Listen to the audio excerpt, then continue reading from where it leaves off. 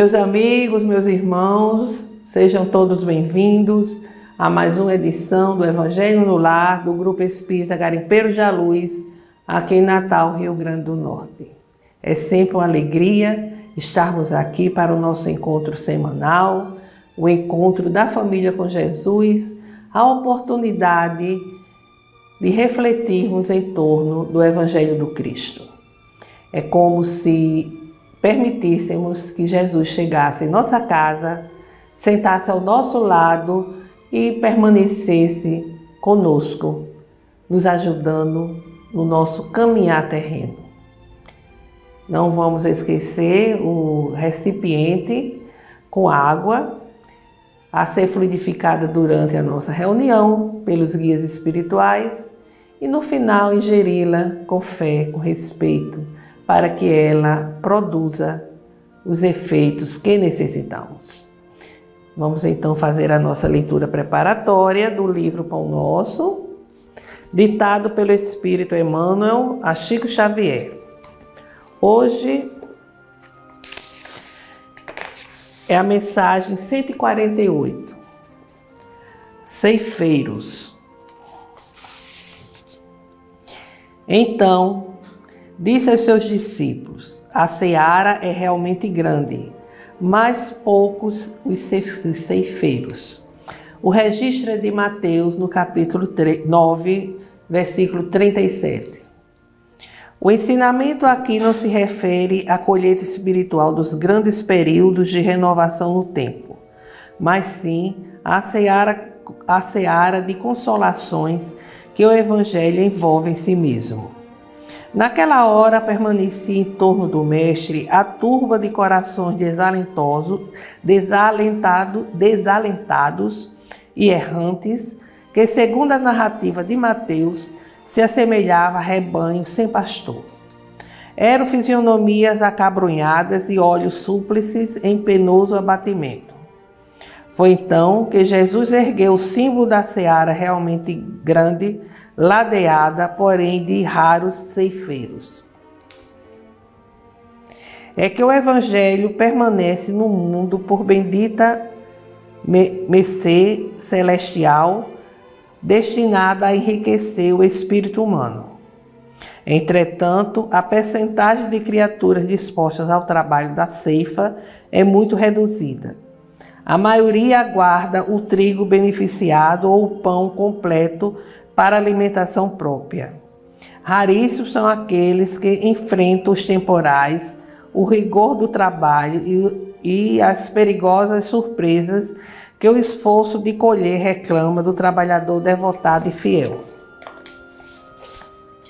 Em razão disto, a multidão dos desesperados e desiludidos continua passando no mundo em fileira crescente através dos séculos. Os abnegados operários do Cristo prosseguem onerados em virtude de tantos famintos que cercam a seara, sem a precisa coragem de buscarem por si o alimento da vida eterna. E esse quadro persistirá na terra, até que os bons consumidores aprendam a ser também bons ceifeiros, ou seja, bons trabalhadores, né? Então,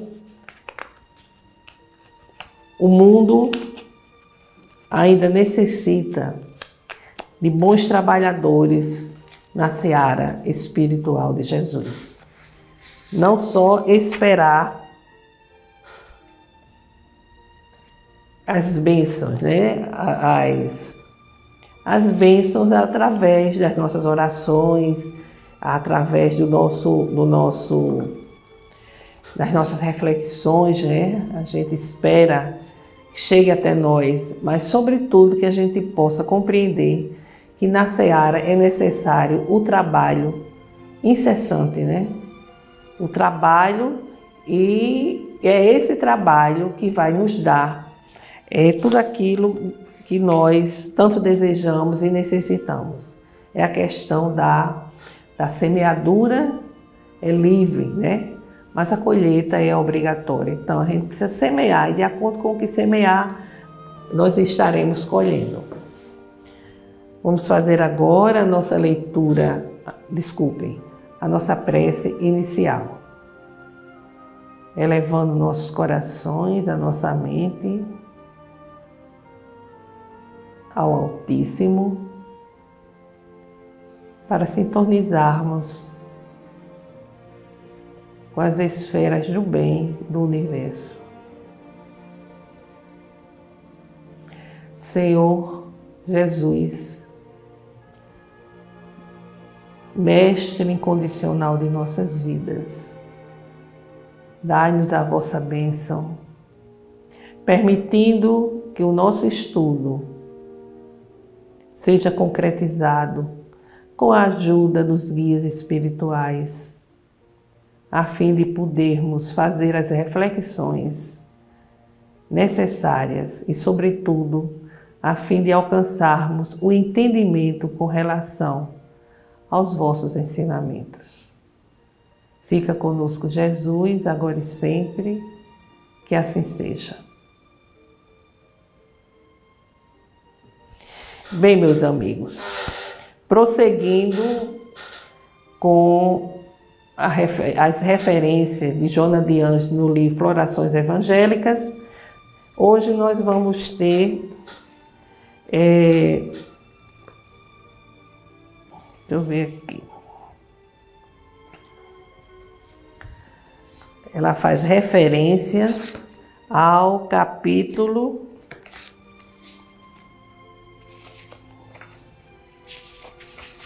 no capítulo, vamos assim dizer, capítulo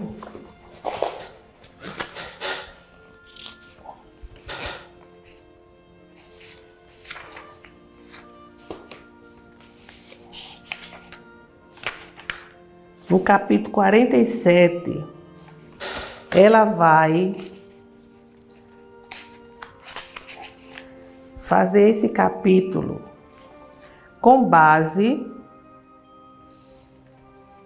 no capítulo 15 do Evangelho segundo o Espiritismo, que é exatamente sobre a caridade. Fora da caridade não há salvação. Então nós temos aqui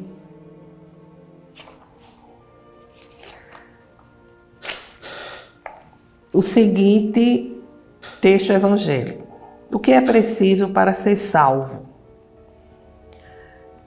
Ora, quando o Filho do Homem vier em sua majestade, acompanhado de todos os anjos, se assentará no trono da sua glória, e todas as nações, estando reunidas diante dele, separará um dos outros, como o pastor separa as ovelhas dos bodes, e colocará as ovelhas à sua direita e os bodes à sua esquerda.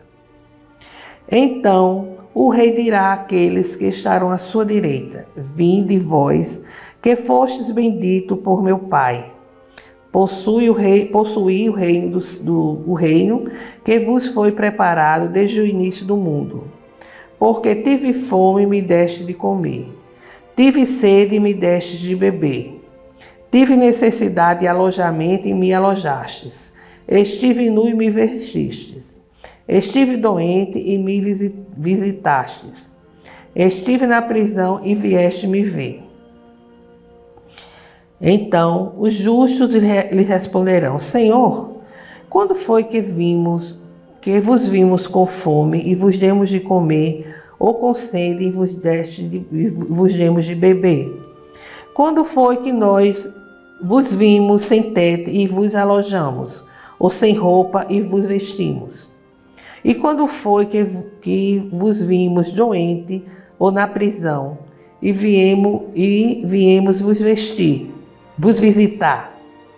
E o rei lhe responderá: eu vos digo em verdade, quantas vezes o fizeste com relação a um destes mais pequenos de meus irmãos, foi a mim mesmo que o fizeste. E dirá em seguida àqueles que entrarão à sua esquerda: retirai-vos de mim, malditos, ides para o fogo eterno, que foi preparado para o diabo e para os anjos, e para os seus anjos. Porque eu tive fome e não me destes de comer, tive sede e não me destes de beber, Tive necessidade de teto e não me alojastes. Estive nu e não me vestistes. Estive doente e na prisão e não me visitastes.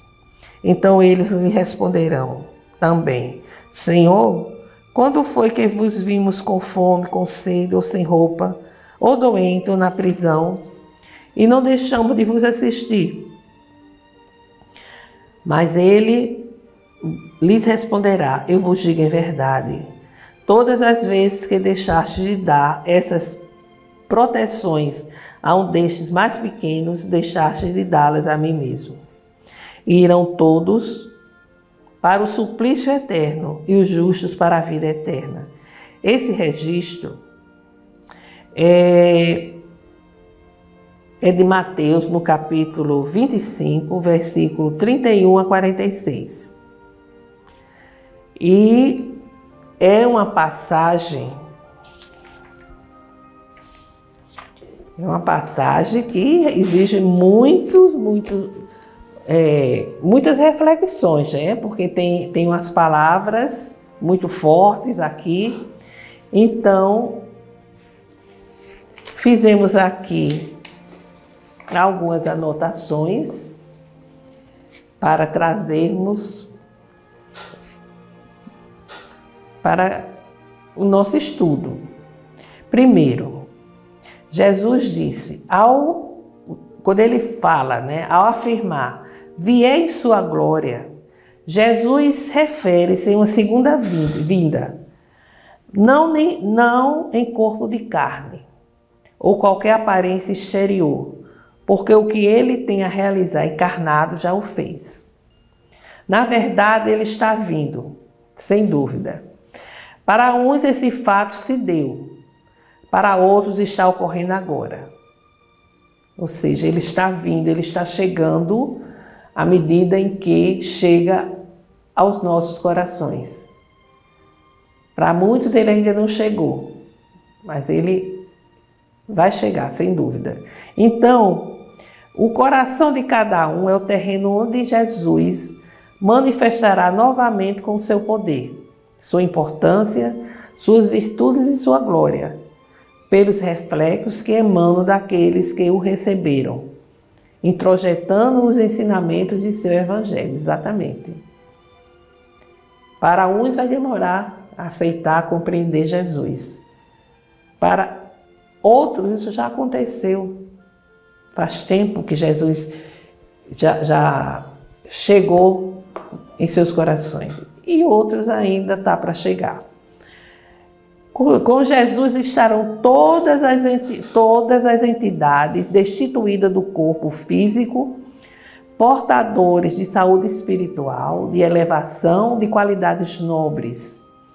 E se assentará no trono de sua glória, que será o triunfo da verdade sobre o erro, da luz sobre as trevas, do bem sobre o mal. Esse será o trono, ele se assentará, quer dizer, todos esses espíritos que alcançarem já esse entendimento, já essa vivência, alcançará o triunfo no momento em que tiver conseguido vencer o erro, as trevas e o mal. É esse o trono, não é o trono físico. O seu ensinamento não se destina a pessoas ou grupos específicos. Isso é muito importante a gente compreender. Mas se direciona a todos, sem exceção. E seu evangelho chegará e unirá todas as nações. Não é essa ou aquela religião cristã, mas o ensinamento, o evangelho, que vai chegar a todas as pessoas, unindo assim todas as nações. Aqueles que já atingiram a essência do bem serão separados dos que permanecem em padrão vibratório do mal. Aqui Jesus fez analogia com o rebanho ao colocar a imagem do bode e da ovelha. Por quê? O bode é um mamífero ruminante, como macho, é a representação da pessoa ainda presa a uma postura mental sustentada pelos interesses pessoais, a retratarem vivências repetitivas, petrificadas no tempo e no espaço. É interessante, né? Porque a questão do rebanho era muito evidente, né? Naquela época, né? Se vivia muito da criação de ovelhas, de bodes e outros animais. Então, por que ele associa aqui o bode, né? Dizem que o bode ele é ruminante, né? E ele assim, se alimenta assim, de lixo, ele se alimenta de lixo, do que realmente é inservível, né? E por isso que ele faz essa associação. A pessoa que ainda está presa mentalmente aos interesses pessoais, a vivências que se repetem, que não são transformadoras. Enquanto que a ovelha, amplamente registrada no Evangelho, caracteriza aquele tipo dócil, com postura simples, apto a doar incessantemente, sempre em sintonia com o comando do pastor. Olha que lindo! Sempre em sintonia com o comando do pastor. Por isso que ele associa a ovelha àqueles que já se transformaram, aqueles que já vivenciam bem. Essa separação não deve sugerir privilégios ou distinção.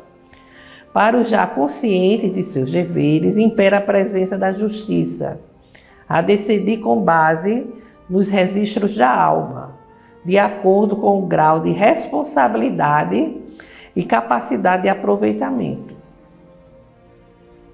Então, Jesus aqui é uma passagem belíssima, porque ele diz claramente,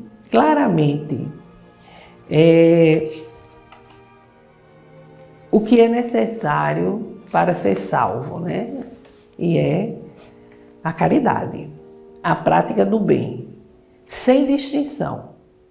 Olha que ele coloca as situações do cotidiano, situações difíceis, que é a fome, que é a falta de agasalho, que é a doença, que é a prisão. E em todas essas situações, aqueles que atenderam a essas criaturas nessas situações de sofrimento, levando a caridade, são exatamente as que serão escolhidas para ser salvo, vamos assim dizer. Ou seja, para ingressar em esferas espirituais abençoadas, vão ser acolhidas, vão ser assim recebidas pelos seus guias espirituais. Sempre que fazemos o bem de forma natural e espontânea, mais evidente se torna a nossa união com a inteligência suprema. A prática do bem, a prática da caridade é aquela que nos conduz à salvação. Não aquela salvação que erradamente nos ensinaram, né? Aquela salvação só pela fé. Não, é necessário que a nossa fé produza efeitos, como diz o apóstolo Tiago. A fé sem obras é uma fé cega. Então a nossa fé em Deus, a nossa fé em Jesus deve nos conduzir à prática do bem, deve nos conduzir à caridade, mas a caridade sem intenções, a caridade sem esperar privilégios, sem esperar recompensa. No início a gente pode até fazer o bem, fazer a caridade, às vezes esperando uma recompensa, receber bênçãos. Às vezes estamos ainda tão arraigados à matéria que a gente faz o bem para ficar em evidência, né? Para aparecer nas redes sociais e por aí vai. Então, não é esse tipo de caridade. A gente pode até dar início na nossa vida praticando essa caridade, mas é necessário a gente se liberar, se libertar da dependência material, do apego aos bens materiais. Viver no mundo sem a ele pertencer. Fazer exatamente do bem uma maneira nossa de ser. Um sentimento, algo espontâneo. Porque é assim que Kardec intitula o 15º capítulo, Fora da caridade não há salvação. Ele se baseia logo nessa passagem do Evangelho, nessas palavras de Jesus, que são muito claras, são muito reflexivas, nos levando a uma atitude diferenciada na vida. A gente fazer o bem, o bem que significa não só a doação material, mas a atitude, a ação, como Jesus aqui exemplificou. É um movimento que precisamos fazer, o movimento de caridade, o movimento de fazer a doação do agasalho, do prato de comida, mas também tudo revestido de sentimento, de amor, de boas energias. Há pessoas que condenam a distribuição da sopa, mas é um gesto que pode não só aliviar a dor do outro, da fome, mas se feito com amor, com dedicação, isso tudo é envolvido no sentimento tão positivo de amor, de caridade, esse sentimento, essa vibração envolve o outro, levando aos corações conforto e até transformação, o despertamento para a prática do bem. Por que é que essas pessoas estão fazendo isso? Poxa, em nome de Jesus. A proposta de Jesus é qual? É essa? Do perdão, do amor, da caridade? Isso pode transformar pessoas, né? Então, na medida em que burilamos o espírito, acionando recursos em benefício do que sofre, nós não estamos agindo puramente na mecânica de doar. Abrimos com tal atitude as válvulas pelas quais redimimos a nossa alma, amplamente endividada entre a justiça divina. E quando ele fala aqui no reino, né, no reino do Pai, no reino do Senhor, o que significa? Essa palavra aparece muito no Evangelho. O reino dos céus é o estado de plenitude espiritual que será alcançado de forma atuante, de forma divina, ativa, perseverante e corajosa,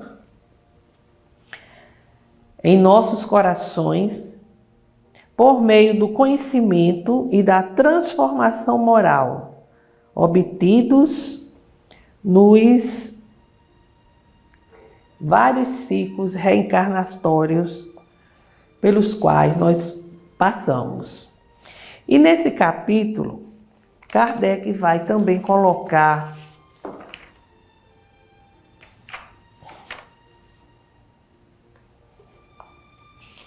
aquela outra passagem conhecida, mas muito interessante, em que os fariseus, tendo sabido que ele tapara a boca aos saduceus, reuniram-se e um deles, que era doutor da lei, veio-lhe fazer esta pergunta para o testar. Mestre, qual é o maior mandamento da lei?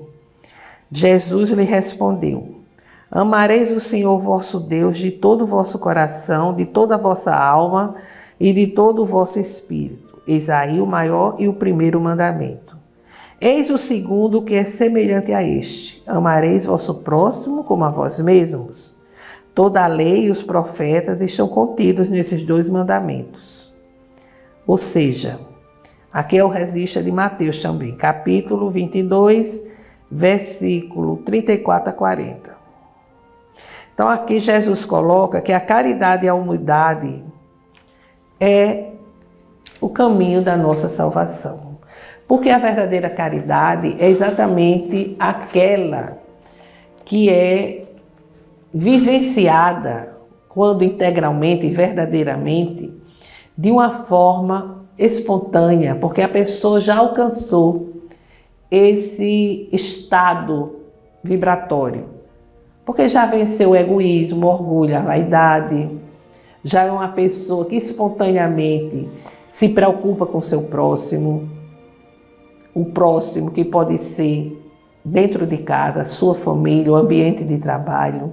É aquela pessoa que pratica a caridade a todo momento, porque pratica a caridade também moral, que é termos diante do nosso semelhante uma postura cristã, uma postura de tolerância, né, de paciência, de compreensão, que são os grandes desafios nossos. Vamos ser verdadeiros, né? A gente dá assim uma agasalha, basta ter, né, para socorrer alguém. Mas você ter paciência, tolerância, compreensão com o outro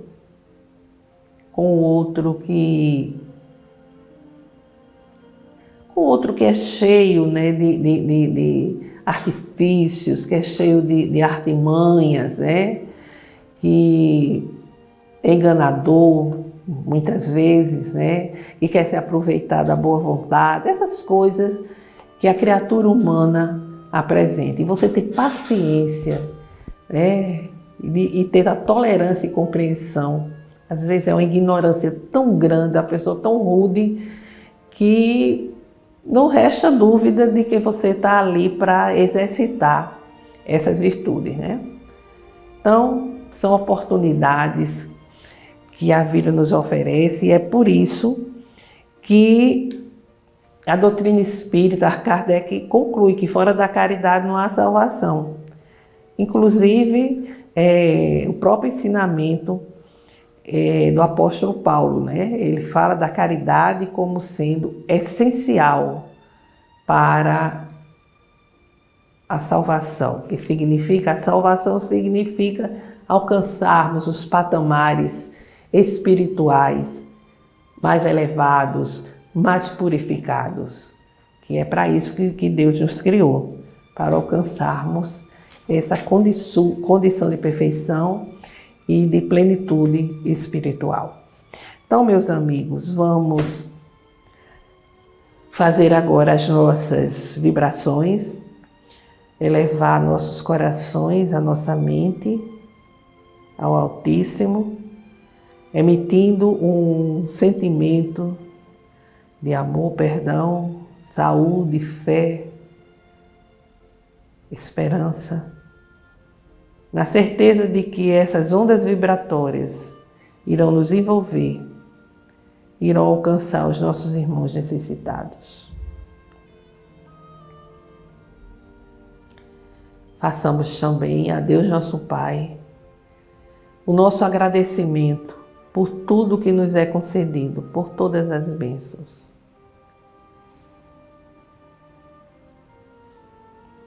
Senhor Deus, nosso Pai, aqui estamos humildemente a rogar pela paz entre as nações, pela fraternidade entre os povos, pela justiça social em nosso país, pelo fortalecimento da doutrina espírita para que ela permaneça em sintonia com os ensinamentos da codificação e o Evangelho do Cristo. Pelo perdão e concórdia daqueles que não sintonizam conosco.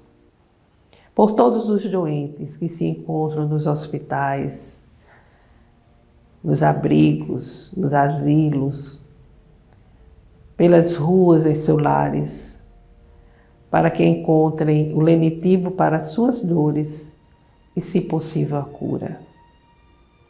Por todas as famílias, para que o Evangelho do Cristo chegue aos lares, levando harmonia aos corações. Façamos agora uma breve pausa para que cada um apresente as suas rogativas específicas.